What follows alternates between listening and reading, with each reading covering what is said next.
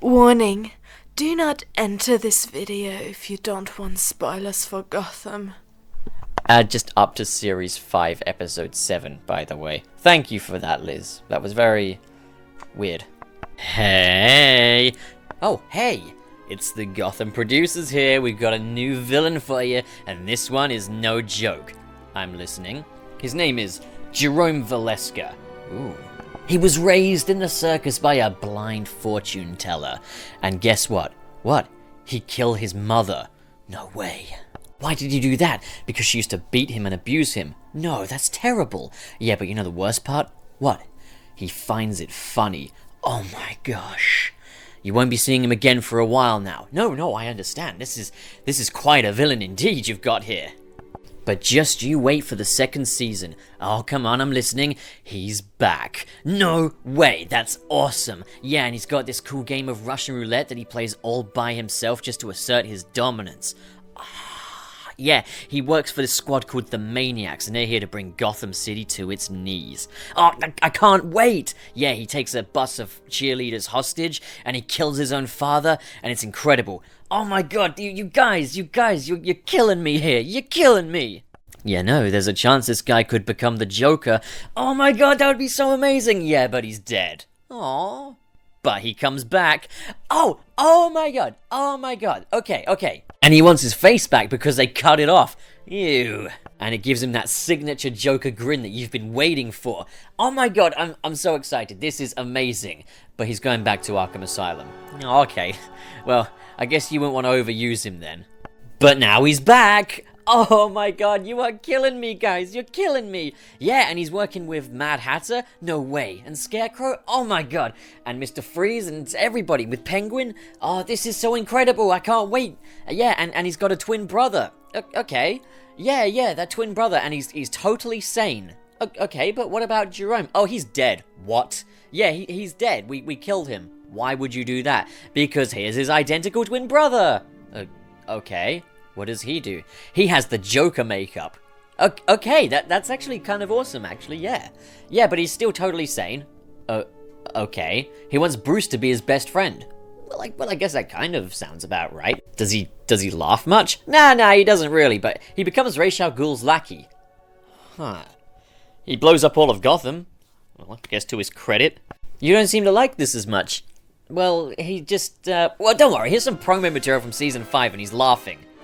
Okay, that's a step in the right direction.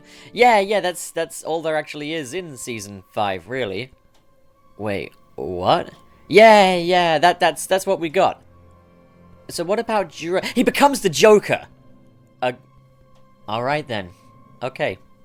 Right, so before everyone goes and calls me a hater here for this video, I just want to point out Gotham is not only my favourite show on TV, it is my favourite iteration of Batman, frankly. I love how unique it is, because it really shows that sometimes Batman stories and Batman villains can be just as interesting without a Batman right there, and I guess you could say it defeats the whole point because Batman is the cause of the Rogues Gallery rising up as they do, but to be fair, we haven't seen them at their optimum level yet, and I'm sure we'll see that in the finale of Gotham, but what I want to address right here is the point where, for me, this show really jumped the shark, and it's not something I haven't talked about before, it's just now I do have a little perspective. Next week's episode of Gotham is going to be Jeremiah Valeska's final appearance up until the season finale, and I can't imagine we're going to be seeing much of him there because there's going to be a lot of loose ends they already need to really clear up. Comparatively speaking, when it comes to actors who have played the Joker, Cameron Monaghan holds up as one of the all-time greats, so by no means is it an attack on him, and by no means is it even an attack on the writers of Gotham. I understand that there are certain guidelines that they have to follow when making this show, because Warner Brothers is very, very, very protective over the Batman IP. There's only so much they can do with certain key characters. While they're allowed to have full rights to Penguin and Riddler, there are certain precautions they have to take before handling characters like the Joker, and even the Batman himself. If I'm talking about this show, I'm not going to talk about what it could have been, I'm going to talk about what it is in this kind of video. So the process I just really described is kind of how the whole story of the Joker in Gotham has felt for me so far, and the fact is, I do not believe that this can be redeemed in one episode now. Taking a look back, let's just talk about some previous Joker actors quickly. There's been Cesar Romero, who was a very hysterical, very zany incarnation of the Joker, very much in line with the Silver Age comic book Joker. And it was perfect for its purpose in a very zany, very kitsch TV series. It was good. I really do love Cesar Romero in this role. Moving on to Jack Nicholson, he was the one that brought out the more serious sort of gangster Joker. And he's everything you would expect a 1980s serious, hard-hitting gangster Joker to be, really. He was very on point. It was kind of strange that they made his origin story such a prevalent part of the film, but at the same time, I can't fault Jack Nicholson's performance as the Joker. He was superb. And while I wouldn't consider Heath Ledger to be the definitive Joker, they could not have had a better Joker for the type of film they were doing with the Dark Knight trilogy. He's a perfect real-world terrorist cackling sort of villain, and it was quite intriguing to see how they took a character like the Joker and applied him to a real-world philosophy. Moving on to Jared Leto, we don't talk about Jared Leto.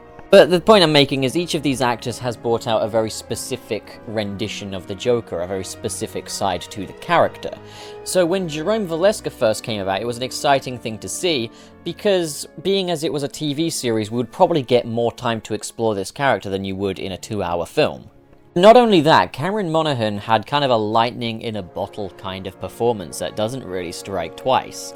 He was the closest thing we had to the Joker of the cartoons. He had a little bit of what made each Joker really cool. He had the zany kookiness of Cesar Romero. He had the dapper sort of charm and wit of Jack Nicholson's Joker, as well as the sort of chaotic philosophy that came with the Heath Ledger Joker. Everything that made these Jokers great, Cameron Monaghan had it in spades, and the combination of these made for a perfect live-action rendition of the Joker. And I can remember being sat down watching Season 2 saying, Jerome Valeska is the best Joker we have ever had, beside Mark Hamill, the best one we've had in live action, simply because he embodies everything about this character. And what's crazy is he's not even got the iconic makeup or appearance of the Joker, he's just able to sell it on his performance alone. In fact, he's one of the most Jokery looking Jokers, because his facial acting is absolutely superb. His body language, everything about Cameron Monaghan's performance as Jerome Valeska was an absolute powerhouse in villainy. He was so sadistic, so charismatic, so just a blast to watch. I've never had more fun watching a villainous performance, and I stand by today that Jerome Valeska is the best live-action take on a comic book villain, simply for Cameron Monaghan's incredibly eccentric performance that he brought along with it. He was like a walking cartoon, as the Joker absolutely should be. The sort of nefarious, larger-than-life villain performance that you really want to see. It's what's holding back the Marvel Cinematic Universe, is that their villains tend to be just kind of, I'm a guy that's doing my job, I'm gonna go take over the world now, oh. But there's nothing really to latch onto with their performances. They're not really, the actors aren't really given any breathing room, because the villains don't really take any precedence. It's something that's been fixed, I think, since Guardians of the Galaxy Volume 2. They've really, really upped the villain game, but I'm not here to talk about the Marvel Cinematic Universe, I'm here to talk about Gotham, and how they had this perfect Joker. Now, the thing is, we all assumed that he would go on to become the Joker, because how could anyone else be the Joker? Look at this guy. Look at Cameron Monaghan in this role. How could anybody else be the Joker? You can't go back from it. You cannot go back. Once you go Cameron Monaghan in this role, you never go back. And that is no disrespect to any actor that has portrayed this role before. I'm sure every one of these actors has the full capability to do just as good of a job as Cameron Monaghan does, but considering Cameron Monaghan's age and the material that he's working with, he's got a great deal of breathing room, and it's in a show that has a tone that will certainly allow for a much zanier performance. It's not like, it hasn't got the restrictions of, say, the Christopher Nolan Batman films, where they are completely based in real-world philosophy. Gotham is like almost like a Saturday morning cartoon gone real world, gone adult. And Jerome Valeska was an absolute breath of fresh air for each time we saw him, even if it was in little bursts, in little 3-episode blocks, because Gotham is filled with villains that have the capability to be cackling, but are mostly calculating masterminds. And that's the brilliance of a Batman villain, is that they've all got a very strong sense of capability. They're very clever, they're crafty, and it takes a very clever Batman to take all of them down, really. So when Jerome was killed off in the first half of Season 2, it was a shocking moment, because, like, well, that's the Joker dead. Like, who else could it be now, you know? And there was a lot of anger amongst fans of the show and everything. A lot of people were really begging for Jerome to come back, and I think it was always on the cards for him to make his return. They definitely set up in Season 2 that death is kind of treated as quite flexible compared to what we know it as in other shows. So when he made his comeback and he actually survived the first comeback, it was actually really exciting to see, because, like, the Joker is back, and maybe we can have this character appear a little more often now, do some more stuff, really show us Cameron Monaghan's acting chops, and they really did deliver up until the latter half of Season 4, when we introduced Jerome's twin brother, Jeremiah Valeska. And here's where I have my issues. This is where I consider the show to have jumped the shark, really. Now, a lot of people will mention that Jeremiah Valeska, when he took over Jerome as the Joker, he was much more a Golden Age Joker, and he's absolutely accurate to the comics. And the thing is, like I always say, there is no the comics. There's a lot of different renditions of these characters that you can base it on. So, like, the point I'm trying to make here is not that Jeremiah Valeska is not a comic book accurate Joker at all. He absolutely, definitely is. But my problem is mainly in how Jeremiah Valeska came about. I'm not so much judging his character here, but his introductions. At the time I saw these episodes, I was full of intrigue, so of course I enjoyed them, and that's the thing I will absolutely commend the whole twin brother twist on, was that it was intriguing to see how this would play out. See, the thing is, when we're introduced to Jeremiah, he's a total Gary Sue in a way. Like, he's a very sort of he's a charming, polite, mild-mannered scientist. He knows everything. This guy is ridiculously intelligent. He's very smart, and he's not afraid to show it, and he knows it. He's a very clever, crafty guy.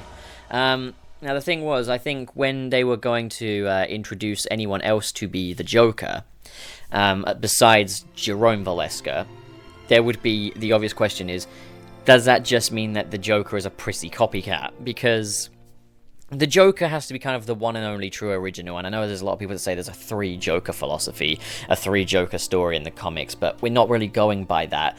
Like, the general populace of people that will be watching Gotham do not know what the heck is on with the story about the 3 Jokers. It's more a theory than anything else.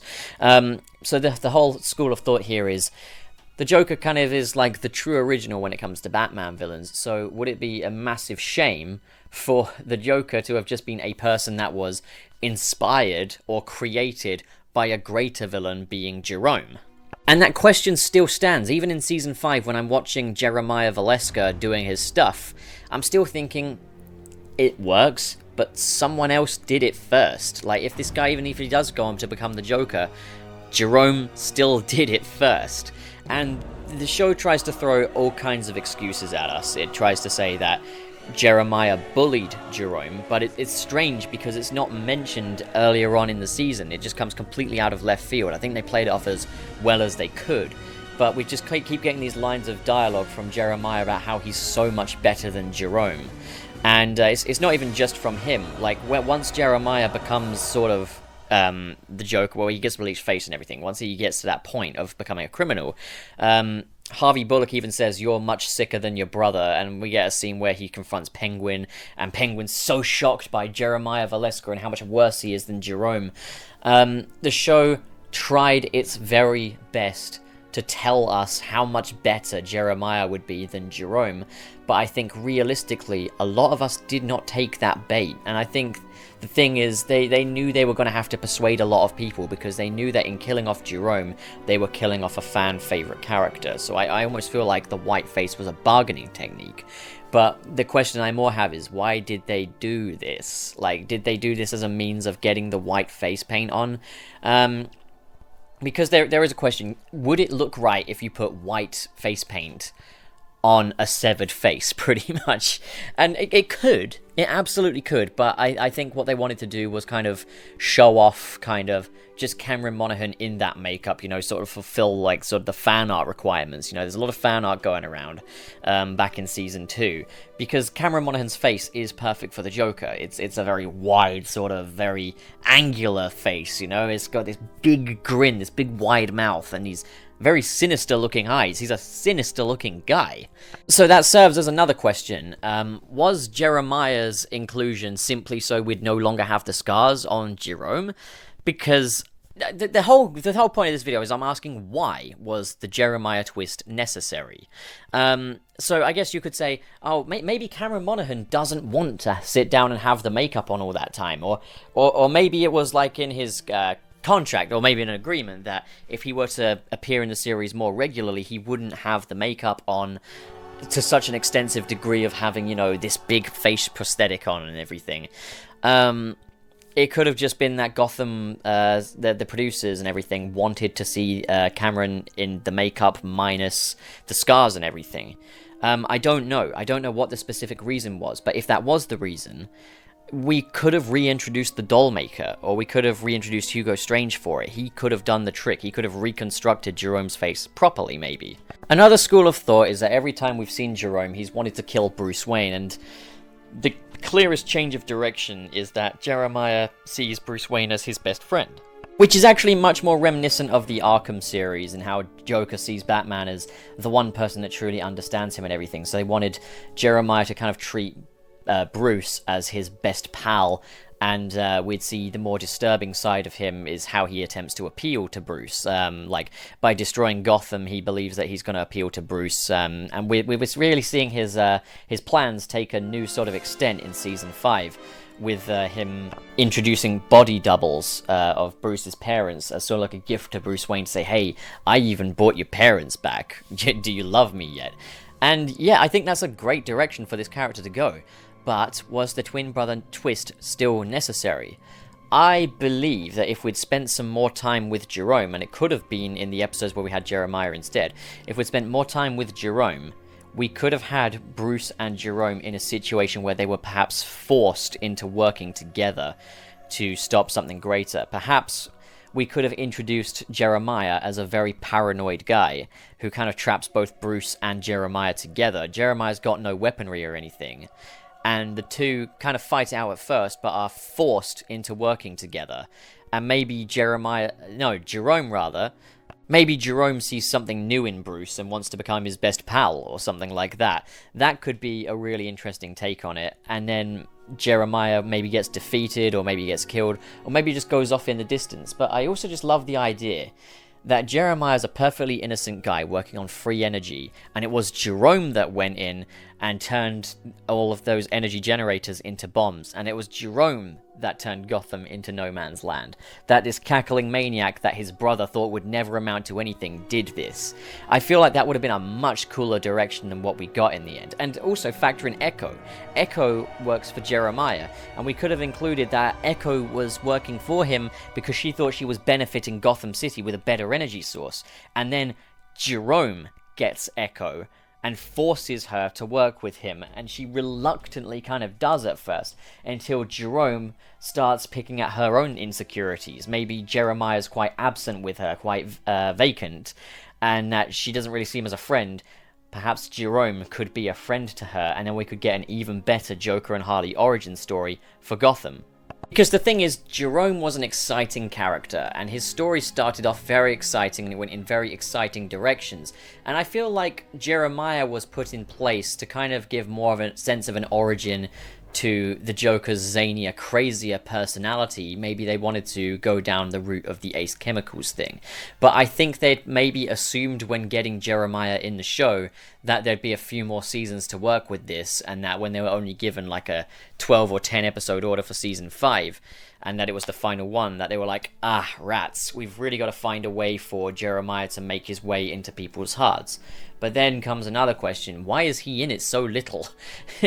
I noticed that they've really tried to appeal to us with Season 5 of Gotham. I think they have really improved Jeremiah's personality a lot, and the performance has gotten a lot better from Cameron Monaghan as Jeremiah as well.